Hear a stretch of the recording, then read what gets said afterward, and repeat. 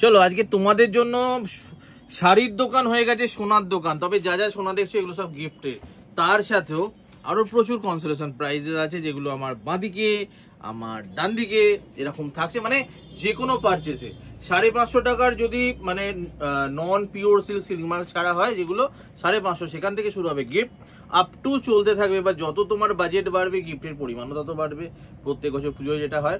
তো আজকে সোনার যেগুলো মেন ম্যাটার সোনা সেগুলো কি কি দেখে নিচ্ছি। থাকছে হচ্ছে নাকছাবি, ওকে, থাকছে পলা, থাকছে তোমার ঘরের মানে বাড়ির ঠাকুরের জন্য সোনার টিপ, থাকছে সোনার নেকলেস, থাকছে সরি নেকলেসও তো আছে, সেটা তো হাই বাজেটের আছে। আচ্ছা, তার সাথে হচ্ছে রূপোর কয়েন আর প্রচুর প্রচুর প্রচুর সান্ত্বনা পুরস্কার। তাহলে কি করতে হবে, পুজো মানেই হচ্ছে মা তারা ফিউশন।